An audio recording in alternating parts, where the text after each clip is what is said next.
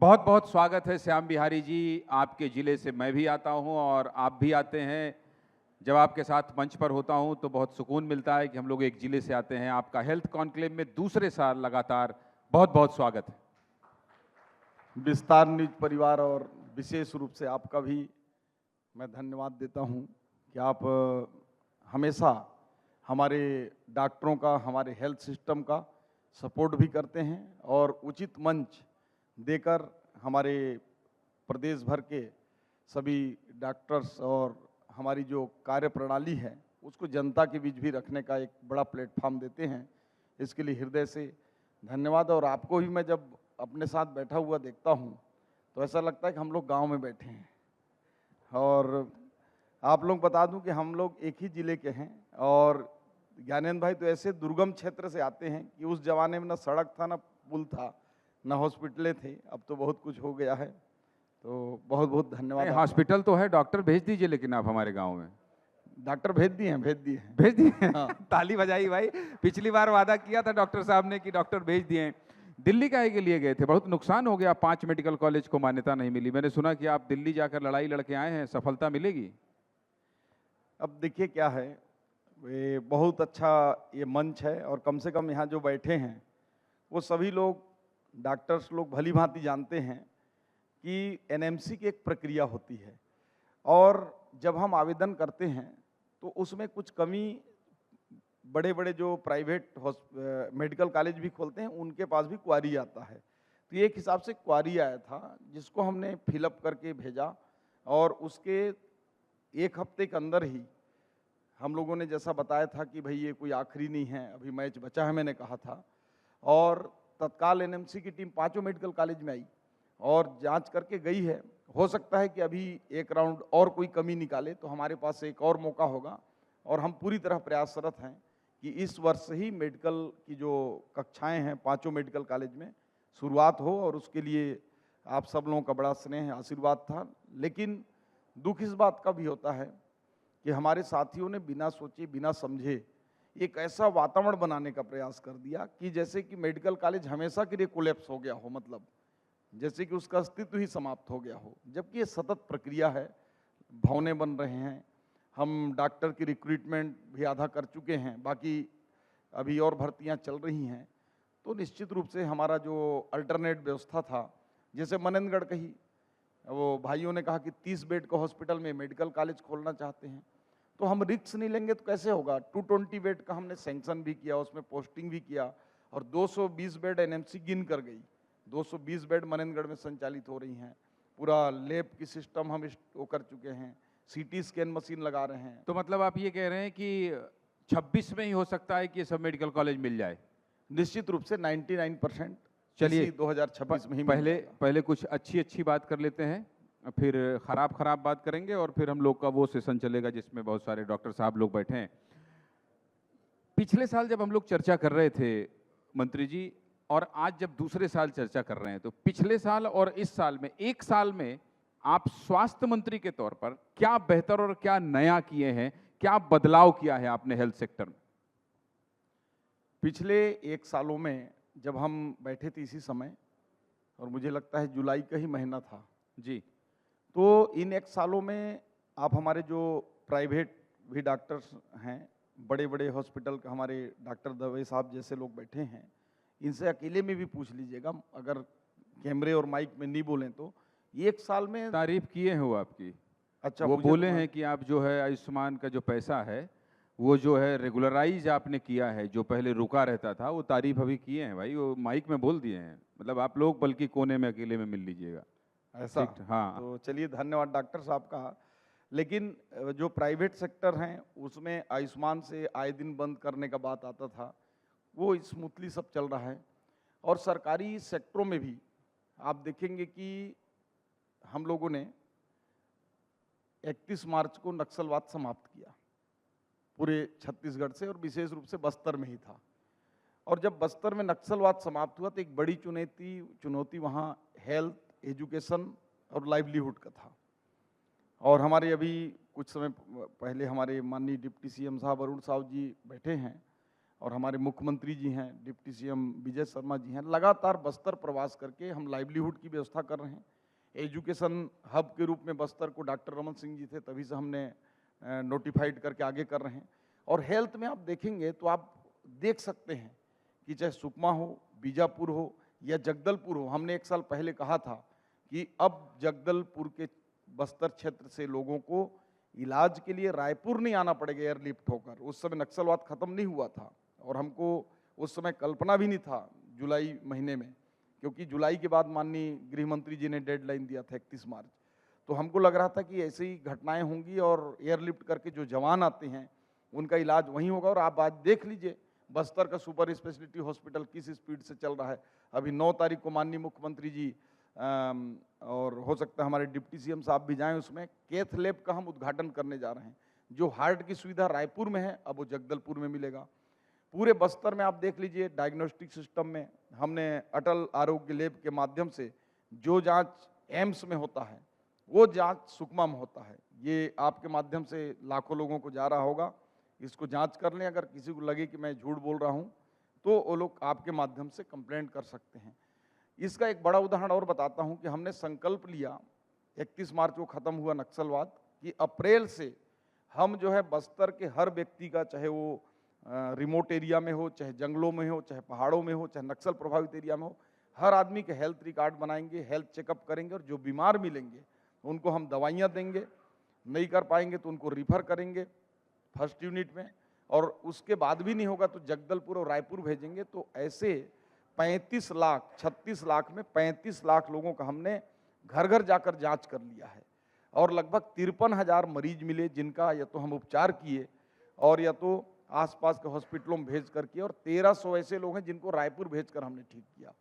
तो ये हमारा सफलता बताता है कि 1 सालों में जमीन और आसमान का अंतर हमने तय किया है। और अगर आप सब लोगों का आशीर्वाद रहा, ऐसी गति रही, तो छत्तीसगढ़ एक जो मेडिकल टूरिज्म शब्द आता है उसका एक बड़ा गढ़ होगा और मध्य भारत का चिकित्सा के क्षेत्र में सबसे बड़ा केंद्र होगा। डिप्टी सीएम साहब भी कह रहे थे, अभी मैंने उनसे पूछा था कि क्या बोलते हैं हेल्थ कॉन्क्लेव है, इसलिए हेल्थ कॉन्क्लेव में आपको थोड़ा सा हेल्थ के बारे में बताना पड़ेगा। तो डिप्टी सीएम साहब भी बोले कि हमारे भाई श्याम बिहारी जायसवाल जी बहुत शानदार काम कर रहे हैं। तो कुल मिलाकर ये शानदार काम यहाँ अभी हम लोग डॉक्टरों से भी बात करेंगे, लेकिन डॉक्टरों की समस्या ग्रामीण क्षेत्रों में बहुत ज़्यादा है। डॉक्टर वहाँ जाना नहीं चाहते हैं और इसकी एक वजह ये भी है मंत्री जी कि प्राइवेट सेक्टर में पैसा बहुत ज़्यादा है। प्राइवेट सेक्टर में लोगों को पैसा मिलता है, शहर छोड़कर कोई जाना नहीं चाहता है। और बस्तर में आप लोगों ने स्टाइपेंड की व्यवस्था की है। अभी मैं होमवर्क कर रहा था तो मुझे पता चला कि आप लोग वहाँ जाने वाले लोगों को अलग से पैसा देते हैं कुछ। तो यही व्यवस्था सारे गांव को एक बार समृद्ध करने के लिए चिकित्सा सेवा में नहीं हो सकता? बहुत मुश्किल होगा क्या? 2-4 लाख करोड़ लग जाएगा। देखिए हमारे सैकड़ों की संख्या में डॉक्टर्स बैठे हैं। अगर हम मांग और आपूर्ति की बात करें तो हम अगर आपूर्ति की तुलना में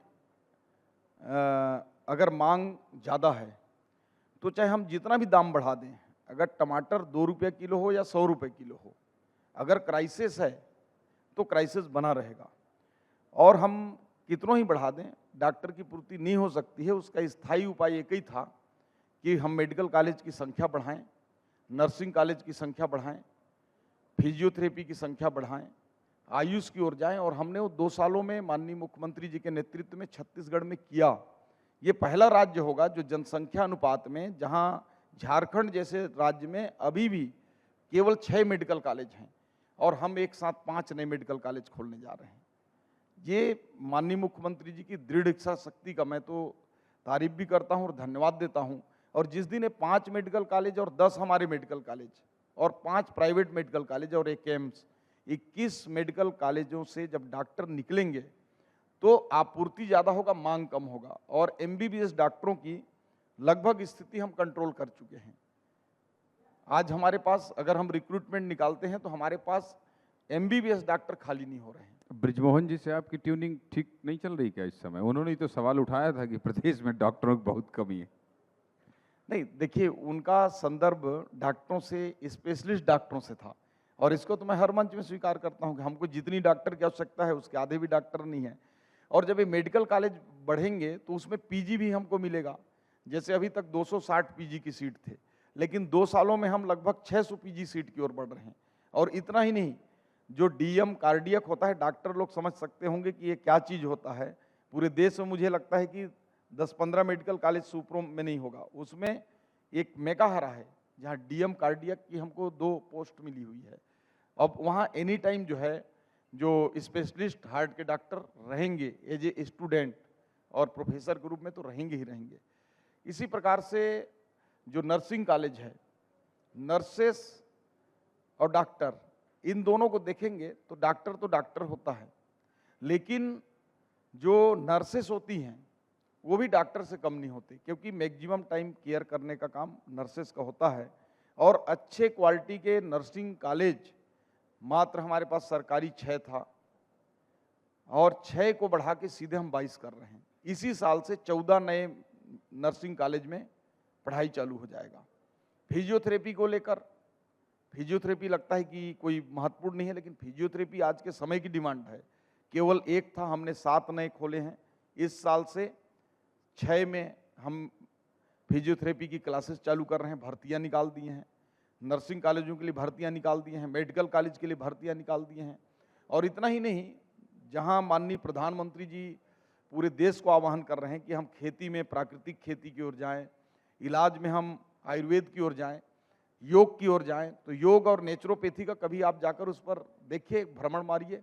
एनआईटी के पास कितना स्पीड से काम हो रहा है। 100 बेड का 100 बेड का योग और नेचुरोपैथी का हॉस्पिटल, उसमें रिसर्च सेंटर होगा।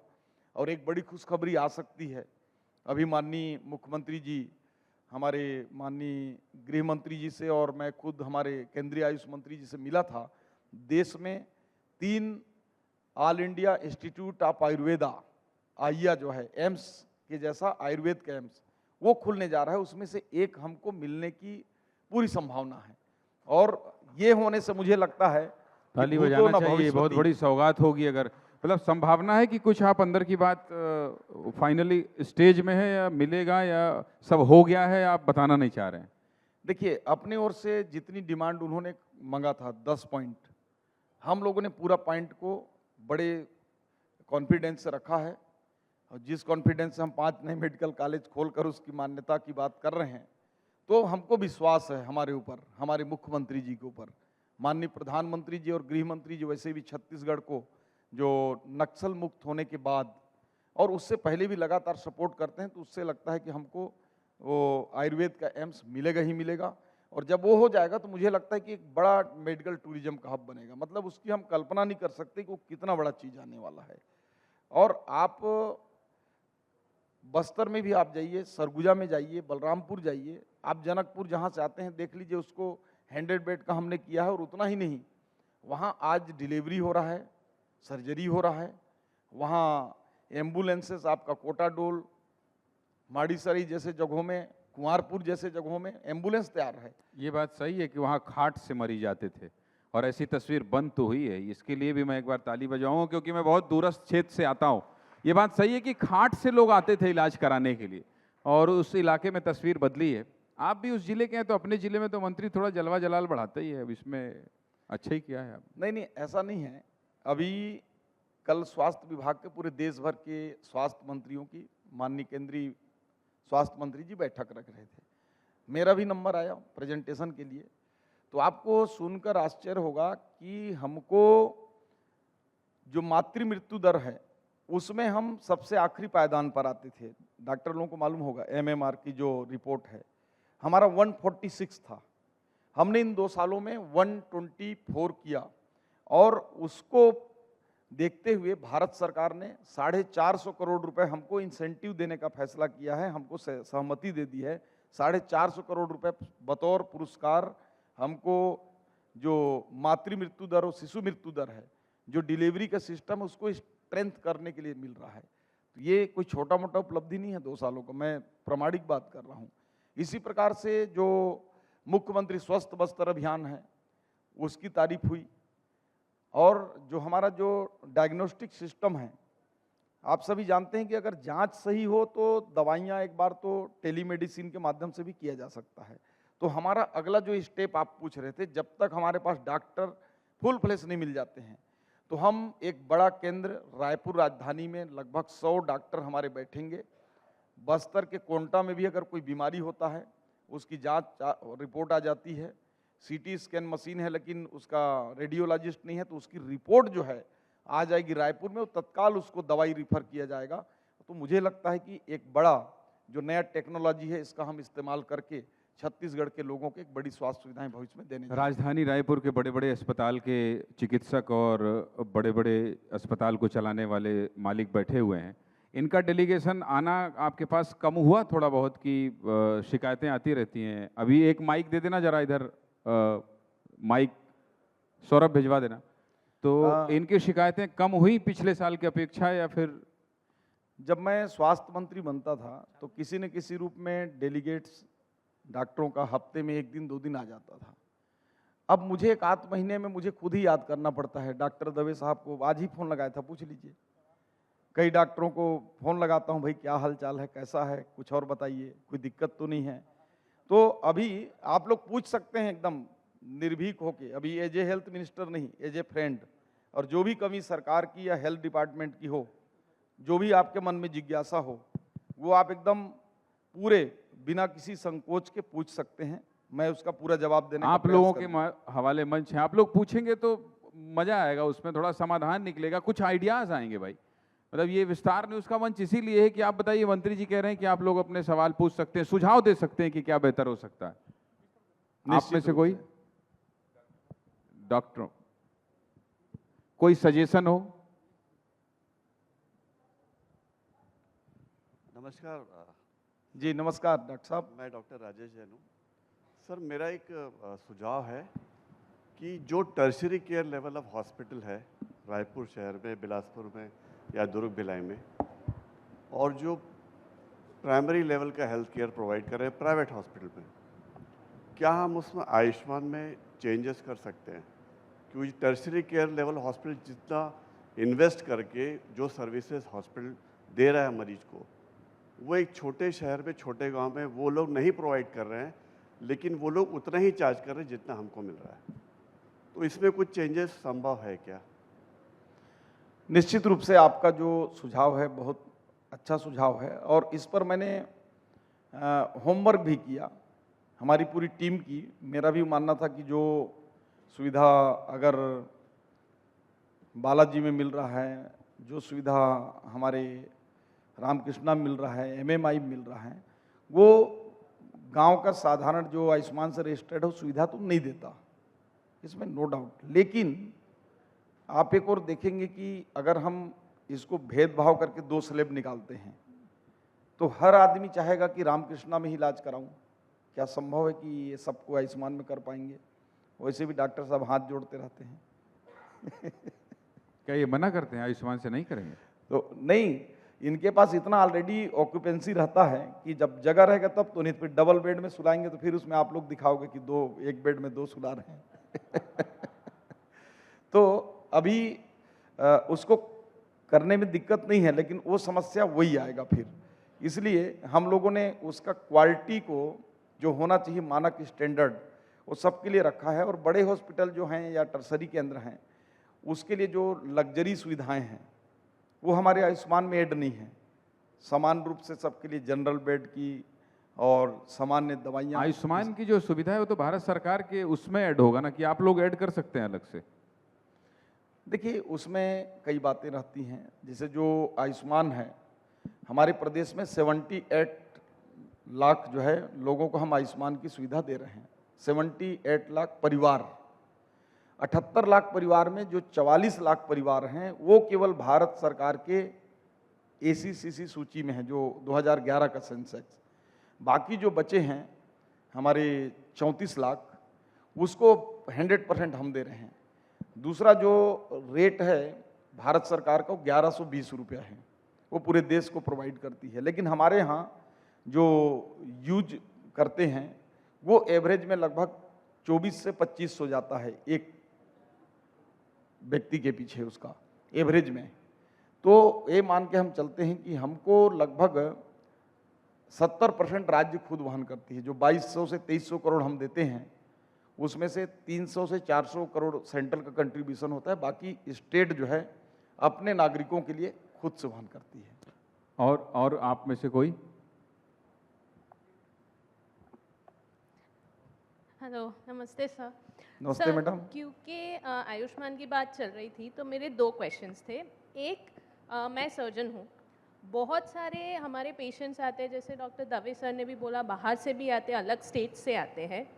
हमें बहुत लेवल तक ये लगा था कि आयुष्मान के कोड्स, जो डिसीज़, जो सर्जरीज है, वो सारे स्टेट्स के लिए सेम है।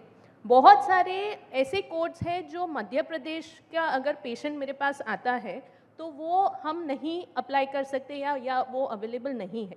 तो ये स्टेट वाइज डिफरेंस क्यों? और उसका सक्सीडिंग क्वेश्चन ये है कि बहुत सारे गवर्नमेंट रिजर्व पैकेजेस है, प्राइवेट हॉस्पिटल्स भी सारा काम कर रहे हैं। हम वी वांट कि हमारे पास पेशेंट्स आए और हम उन्हें अच्छी एक ट्रीटमेंट दे सके। तो बहुत सारी सर्जरीज एक गवर्नमेंट रिजर्व पैकेज में दी गई है, तो उसका क्या कारण है? देखिए, आपका जो प्रश्न है वो भी महत्वपूर्ण है। एक्चुअल में जो उसके पैकेज हैं जो अलग अलग स्टेज के हैं, आप बच जाइए प्लीज। इसकी आज भारत अभी जो बैठक हुई थी उसमें कई राज्यों के और उसमें मैं भी शामिल था। हम लोगों ने कहा है कि रेट जो हैं उसके रिवाइज कर दिए जाएं। दूसरा, जो अन्य राज्यों की आप बात कर रही हैं, तो चूंकि वो उस स्टेट के ऊपर निर्भर करता है कि मध्य प्रदेश कितने हॉस्पिटल्स को या किस स्तर से वो करते हैं। जैसे हमारे यहाँ हम अगर आउट ऑफ स्टेट भेजते हैं तो पूरा मुख्यमंत्री विशेष सहायता योजना से 25 लाख तक हम कवर कर लेते हैं। लेकिन अन्य राज्यों के जो पेशेंट हैं, चूँकि उसमें 40% स्टेट का कंट्रीब्यूशन और 60% नेशनल कंट्रीब्यूशन है। हो सकता है कि उन्होंने हमारे जैसा अपने नागरिकों के लिए बनाया हो, जो सूची में नहीं हो, तो 100% उनका कंट्रीब्यूशन है। तो वो राज्य जो है सक्षम है अपने नागरिकों के लिए कि यहाँ पे उपलब्ध है या नहीं है। जैसे उड़ीसा ने व्यवस्था किया है। मैं देखता हूँ कि उड़ीसा के पेशेंट हमारे छत्तीसगढ़ के हॉस्पिटल्स में पर्याप्त भरे रहते हैं। तो उड़ीसा ने अपना वो किया है, तो वो स्टेट का विषय है। और हमारे स्टेट की जहाँ तक विषय है, हम लोग अपने नागरिक जो बाहर में जाते हैं, कोई या तो पुणे या नागपुर या बेल्लूर, जहाँ भी जाते हैं उसको हम करते हैं व्यवस्था, उसका प्रावधान हमारे पास है। और कोई? हाँ, दवे सर को माइक देना जरा। हाँ, दवे सर को दीजिए, कुछ अच्छा सुझाव देंगे। सबसे पहले तो आपका बहुत बहुत धन्यवाद कि आपने आयुष्मान में बहुत सारी चीज़ें रेगुलराइज करी हैं। एक चीज़ अभी भी रह गई है मंत्री महोदय, और वो है कि जो रिजेक्शन होता है बिल का, उसका कारण अस्पताल को आखिर तक नहीं पता चल पाता कि ये रिजेक्ट किस कारण से हुआ है, और उसका कोई रिड्रेसल सिस्टम अभी तक के नहीं डेवलप हो पाया, या उसकी जो है सिस्टम उसकी मीटिंग्स नहीं हो पा रही। तो जो केस रिजेक्ट हो गया है वो हमेशा के लिए एक प्रकार से रिजेक्ट माना जाता है। कारण किसी भी अस्पताल, मेरे ख्याल से सब लोगों की ये शिकायत होगी कि पता नहीं चल पाता कि ये रिजेक्ट क्यों हुआ है।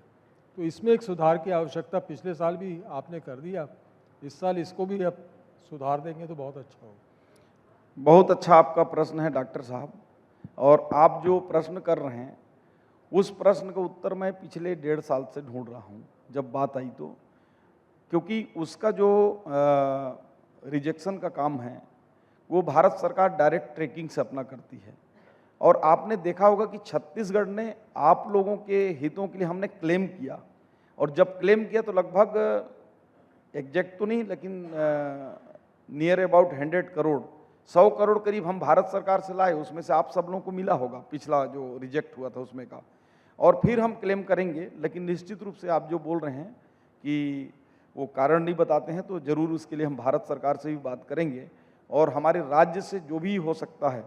आपने देखा होगा कि पिछले समय जो वो थर्ड पार्टी टीपीए थे, असिस्टेंट वाले थे, वो बड़ा गड़बड़ करते थे, तो हमने उनको कैंसिल किया आप लोगों की मांग पर, पूरे कैंसिल कर दिया। फिर दूसरे को लाए, अभी बड़ा सुकून से चल रहा है। और बीच बीच में कभी कोई किसी अधिकारी के नाम से पैसा मांग रहा था तो और कहीं कर रहा था, तो उसकी ट्रैकिंग कराई, उसको भी हमने वो करवाया। और मैं दावे से कह सकता हूँ कि जितना हो सकता है राज्य सरकार की ओर से हम पूरा ताकत लगा के प्राइवेट हॉस्पिटलों को भी आयुष्मान से पूरी फैसिलिटी देने का प्रयास कर रहे हैं। और भारत सरकार से निश्चित रूप से जो जो कमियां हैं उसको दूर करने के लिए सतत रूप से प्रयास हैं। उम्मीद है कि माननीय केंद्रीय मंत्री जी ने इस पर चर्चा करने हेतु कहा है, शायद जल्द ही हमको कुछ अच्छा रिजल्ट मिले, क्योंकि हम चाहते हैं कि हमारे एक गाड़ी के जो 2 चक्के हैं या डबल इंजन है कहना चाहिए, तो एक इंजन आपके प्राइवेट के हैं और एक इंजन हमारा सरकारी का है, और डबल इंजन के साथ जब हम चलेंगे तो निश्चित रूप से मेडिकल टूरिज्म बनाने का हमारा सपना पूरा होगा। जनता ने डबल इंजन बनाया ही इसीलिए कि आप लोग जो है तेज गति से चलें। आप में से और कोई? मुझे लगता है सवाल समाप्त हो गया है, और डिप्टी सीएम साहब को मैंने जो है कहा था कि थोड़ी देर बैठे हैं, और आप भी आ गए हैं, तो बहुत सारे हमारे जितने भी अस्पताल के संचालक हैं, डॉक्टर हैं, तो मुझे लगता है इनको सम्मानित करने का समय है। आपको भी जो पिछली बार हमने कहा था, ये परंपरा है कि अगर प्राइवेट अस्पतालों से सहयोग चाहिए आपको, तो आप किस तरह का सहयोग चाहते हैं? सारे लोग यहाँ बैठे हैं, राजधानी रायपुर के बड़े बड़े हॉस्पिटल के लोग, तो अपनी डिमांड भी आपको मुझे लगता है रखना चाहिए। देखिए, वैसे मुझे प्राइवेट हॉस्पिटलों से कोई शिकायत नहीं है, लेकिन बस इतना ही मेरा आग्रह था सभी से कि हमारे छत्तीसगढ़ के लोग बहुत ही सीधे, सरल, सहज, संकोची भाव के होते हैं। आज ही जैसे मेरे पड़ोस का मेरा मित्र है बचपन का, उसको जांच कराना था तो बोले फ़ोन कर दे तब जाऊं, तो इत्तेफाक से डॉक्टर दवे साहब को ही फ़ोन किया कि भाई मेरा मित्र जा रहा है, आप देख के बढ़िया से जांच कर दीजिएगा, उसके मन में ये ना रहे कि मेरा अच्छे से जांच नहीं हुआ। तो लोग जो है बड़े संकोची होते हैं, और उनका बस इलाज जो है जिस भी स्थिति में हो वो हो जाए। लोग मतलब इलाज के अभाव में लोग किसी तरह से सफ़र ना करें, और हम लोग मिलजुल कर, जैसा कि छत्तीसगढ़ की तासीर है कि मिलजुल कर रहते हैं, वैसा मिलजुल कर हमारे गवर्नमेंट और प्राइवेट दोनों ही सेक्टर के लोग जो है काम करें। और हमारे जो सरकारी हॉस्पिटल हैं, वो प्राइवेट वाले जो हॉस्पिटल हैं, उनको भी मैं ये अधिकार देता हूं कि आप वहां भी जाइए, आपकी हॉस्पिटल है, वहां कुछ कमी है, कुछ और लगता है तो भी हम लोगों को बताइए। और निश्चित रूप से छत्तीसगढ़ एक बहुत तेज़ी से हेल्थ सेक्टर की ओर बढ़ रहा है। और मैं आपको एक चीज़ और अंत में बताता हूं कि जो हमारा मातृ मृत्यु दर और शिशु मृत्यु दर है, उसको कम करने के लिए हम लोगों ने अभी तो प्रैक्टिकल के तौर पर हर संभाग में जो नियोनेटल एम्बुलेंस चलाए हैं। ये देश का दूसरा राज्य है छत्तीसगढ़, तमिलनाडु के बाद, जहां नवजात बच्चों के लिए एम्बुलेंस हम हर संभाग में भी एक एक किए हैं। उसको बढ़ाकर हम अभी हर जिले तक ले जाने की वो कर रहे हैं। उसके साथ जो मातृ मृत्यु दर है, उसमें हम डेथ ऑडिट किए तो पता चला कि जो ट्रांसपोर्टेशन है, एक हॉस्पिटल से दूसरे हॉस्पिटल में ले जाने के चक्कर में 70% मौत हो रही हैं। तो अब हम एक बार मीडिया को और आप लोगों का, जनता का हमको सुनना पड़ेगा। हम जो उप स्वास्थ्य केंद्र हैं, प्राथमिक स्वास्थ्य केंद्र हैं, इनमें डिलीवरी लगभग नहीं कराने की योजना बना रहे हैं। नहीं कराना चाहते, क्योंकि अगर कोई प्राइमरी हेल्थ सेंटर में घर से जाएंगे तो 20 मिनट लगेगा, तो उसका जो हमारा जो सामुदायिक स्वास्थ्य केंद्र है या जो हम यूनिट बनाएंगे, हम बना रहे हैं FRU 116 फर्स्ट रेफरल यूनिट, वहाँ पूरी सुविधाएं रहेंगी। 10 मिनट और समय लग जाएगा, गारंटी रहेगा डिलीवरी का, एनेस्थेसिया वाला होगा, गायनेकोलॉजिस्ट होंगी, हमारा सरकारी व्यवस्था के तहत बना रहे हैं। सरकारी व्यवस्था के तहत बना रहे हैं।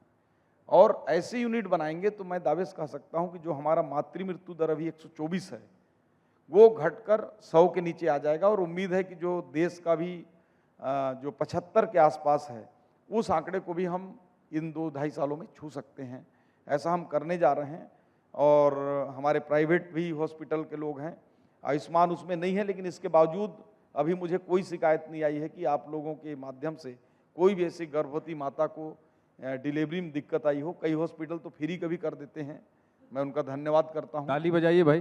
प्राइवेट अस्पतालों की शिकायत ही नहीं, अगर इस तरह की तारीफ स्वास्थ्य मंत्री कर रहे हैं हमारे प्रदेश के प्राइवेट अस्पतालों की कि कई लोग फ्री में डिलीवरी कर देते हैं, तो ये बहुत अच्छी बात है। यही सब तो मैं चाहता हूँ इस हेल्थ कॉन्क्लेव से जाना चाहिए।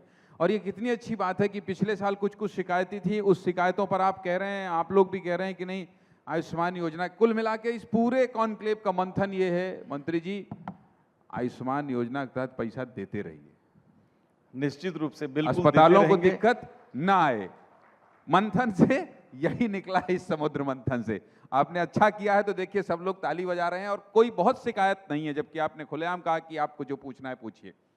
इस मंच में आप आए, जी अपना समय दिया और सभी सवालों के जवाब दिए और आपने अपना रोड मैप बताया। सबसे अच्छी बात ये होती है कि डिप्टी सीएम साहब ने भी बताया कि किस तरह से छत्तीसगढ़ में काम हो रहा है, आपने हेल्थ सेक्टर में बताया कि किस तरह से आगे आने वाले समय में आपकी कार्य योजना है। आपको बहुत बहुत बधाई, बहुत शुभकामनाएं। अगले साल फिर हम लोग ऐसे ही बैठेंगे और ये जो मंत्रियों की रात की बैठक हो रही है, ये बैठक ठीक थी, मतलब सब ठीक चल रहा है? चलिए, बहुत बहुत धन्यवाद। और अरे आप बैठक में मतलब ठीक था मेलजोल, जैसे वो भी कुछ नहीं बताए, वो भी बहुत बहुत धन्यवाद मोड में ही थे। तो मैं तो इस बार बोल दिया कि रसिका भाई आप लोगों को खुश होना चाहिए कि हमने जनता का समय बचाकर अपना जो आराम करने का समय उसमें बैठक कर दी है। तो निश्चित रूप से नहीं, आप भागते भागते आए थे मनेंद्रगढ़ से। देखिए, भागते भागते नहीं, एक्चुअल में जब हमारी बैठक होती है तो सामूहिक होती है किसी विषय पर, और कई ऐसे विषय होते हैं जब हम लोग सामूहिक निर्णय लेते हैं। और आप देख रहे होंगे कि छत्तीसगढ़ में जो आज खुशहाली है, वो ऐसा नहीं कि स्वास्थ्य में अगर सुधार हो रहा है तो श्याम बिहारी का केवल रोल है या माननीय मुख्यमंत्री जी का अकेले का है। सामूहिक भाव है, हम लोग सामूहिक निर्णय करते हैं और वो सामूहिकता का ही एक परिचय था कि एकजुट होकर जो जहां था वहां से उस बैठक में शामिल हुआ। तो कुल मिला के उस पूरे मसले को नहीं पूछना है, और अगर नहीं पूछना है तो समझ जाइए कि वो मसला कितना गंभीर है। और मेरे तो चूंकि गांव से आते हैं, डिप्टी सीएम साहब से भी मेरे बहुत अच्छे ताल्लुकात हैं, तो काहे के लिए कुरेदना जब इसी मंच में बैठना है बार बार, तो ना पूछूं वही ठीक है कि नहीं? नहीं, ऐसी कोई बात नहीं है। बहुत बहुत धन्यवाद आपका, बहुत बहुत धन्यवाद आपका। बहुत शानदार बातचीत करने में बहुत धन्यवाद आनंद सभी का। आता है। बहुत धन्यवाद।